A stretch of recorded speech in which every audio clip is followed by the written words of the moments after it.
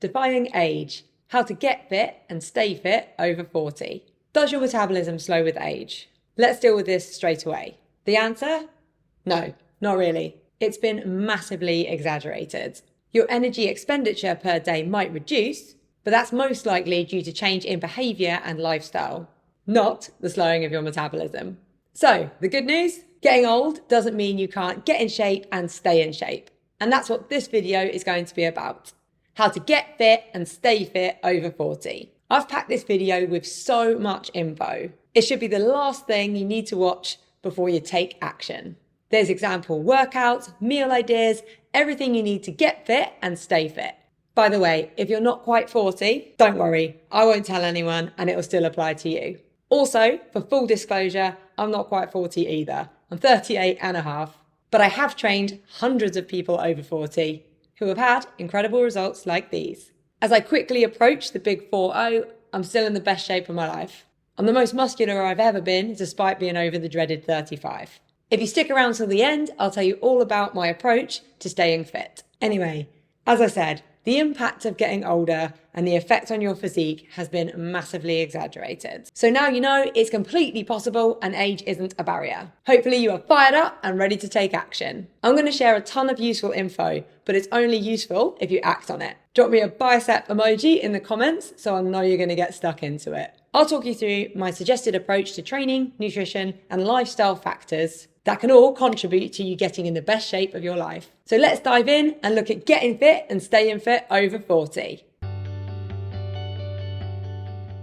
There's two main things to consider. If you want to lose weight, you need to be in a calorie deficit. Well, this is going to be mainly down to nutrition. You can support this with cardio activity. If you want to build muscle or strength or both, you need to do resistance training. Let's start by looking at some super effective cardio. That's any training that gets your heart rate up for a sustained period of time. It doesn't need to be full send high intensity training. It can just be a light sweat on for 20 or 30 minutes. Here's a couple of different examples of a cardio session I'd recommend. The first one is a really simple one. Choose an exercise, bike, rower, treadmill or cross trainer. Work at a steady pace for 40 seconds, then speed up for 20 seconds and repeat this for 20 minutes. For those who want more variety, you could try a couple of circuits that look like this. I'll leave them up on the screen for a few seconds so you can pause and screenshot them. The key to sustainable paced cardio is to choose weights light enough so that muscle fatigue doesn't set in before you run out of puff. To progress, the next time you do the session, you should try and aim to do it a little bit quicker or to go further with your exercise of choice. If you are dealing with old injuries, you can adapt the exercises you choose for your circuit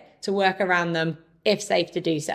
And if your fitness level is particularly low at the moment, don't worry. Just start with a shorter, less intense exercise. Even fast walking to begin with, and just build up from there. Okay, let's move on to resistance training. To build muscle, you need to lift weights. And no matter what you've heard or read online, you can definitely build muscle when you're getting older. So where to start? Really, you want your program to be determined by the minimum amount of sessions you can commit to per week. There's no point splitting your training into a 4 or 5 day a week program, hitting different muscle groups in each session, if you will only be able to guarantee 2 sessions a week. Think about it like this. If you can guarantee 1 or 2 sessions a week, make them whole body sessions. Here's a couple of examples. Feel free to pause and screenshot. If you can realistically commit to 3, 4 or 5 sessions a week, then you can get more creative with your program. To be honest, even if you do 3 sessions a week, I would still make them 3 whole body sessions. And if something unexpected does come up and you have to skip a session, you're still covered. For 4 or 5 sessions a week, you could split your sessions, push, pull, legs, cardio, like this. Or a more blended approach with a mixture of weights and cardio, like this.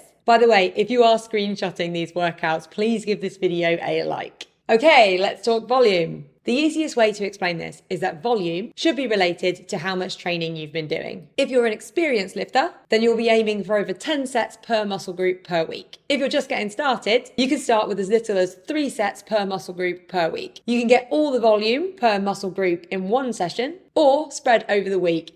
Both approaches work. I always prefer beginners to spread it over the week. This spreads the load with specific muscle groups, but it really is up to you. Oh, and if you're a total beginner, here's a list of exercises and their corresponding muscle groups to get you started.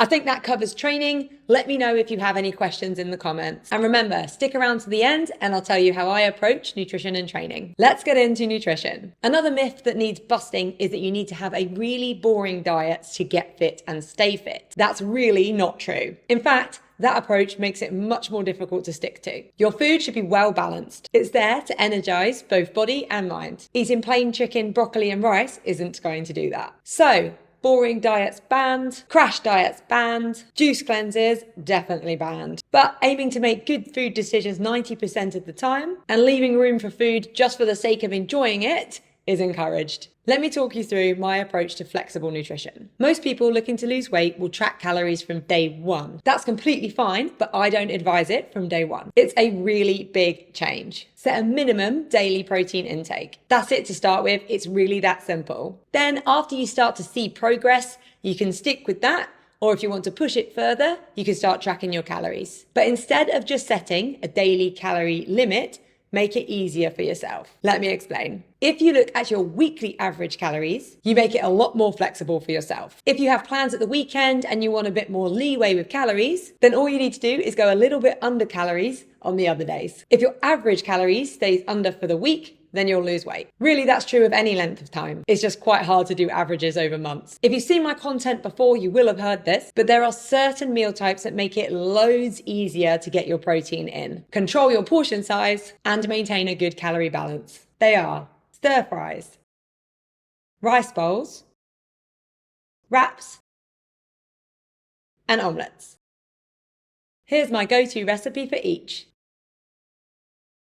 I say recipe, but what makes these so great is how simple they are to make. You just lob a load of ingredients in and you're good to go. That should cover nutrition. Any questions? Drop them in the comments. The final part I want to talk about is lifestyle and mentality. Outside of nutrition and training, there are a few things you can do to support your goal of getting fit and staying fit. Rather than list things like move more and go for walks, I wanted to explain what makes our clients stay successful long term. The most important thing is mindset. Over the course of our program, we plan our clients' training, we teach them and hold them accountable to their nutrition, and we educate them on lifestyle changes. But the most important change is how they see themselves. As they build healthy habits and take positive actions, they start to see themselves as healthy people. As soon as that switch flicks on, it becomes 100 times easier to make good decisions. You're no longer battling against negative, self-sabotaging thoughts. So, I want you to think like this. Step 1, use willpower to make good decisions. Stage 2, see progress and use that progress as motivation. Stage 3, identity shift. You start seeing yourself as a healthy person. Stage 4, good decisions are being made on autopilot, with no guilt when you do have the occasional treat. Let me know if you have any questions and I'd love to know your thoughts in the comments. Let me take a second now to tell you about my approach to all of this. I don't eat healthily all the time, but I manage to keep my physique like this. There's a big misconception that you have to be perfect, and I'm really not. In fact, I'll probably have something seen as unhealthy on most days, like a glass of wine or a piece of cake, but nothing in isolation should be seen as unhealthy. It depends on your whole diet. I aim for 200 grams of protein a day. That might seem quite a lot to some people, but for me, it means I can recover well from my training. And if I hit my protein target, I can be more flexible with the rest of my food without worrying. So when you see fitness influencers showing you their what I eat in a day posts, it's probably not what they eat every day. I also don't train every day. I have rest days, and if I'm super tired, I might not go to the gym. But I have 3 set whole body workouts that I rotate through. So if I train 4 times a week, I do sessions 1 through to 3, and then I'll restart with session 1. Sometimes that 4th session might just be arms or a top up on cardio. The reason I'm able to stay in shape is consistency and compromise. If I'm going out to eat, then I try and drink less calories. I might even burn an extra few calories in the gym in the days building up to it. I try and make sure I get myself moving on hangover days. I might not do a full session, but I'll do something just to get my heart rate up. But in the end, I train 4 times a week and I hit 200 grams of protein a day consistently. That means I can be pretty flexible. So that's it from me. Hopefully I get the message across. Consistency beats trying to be perfect every day of the week. I hope you found this useful. If so, consider subscribing for similar videos. Thanks for watching.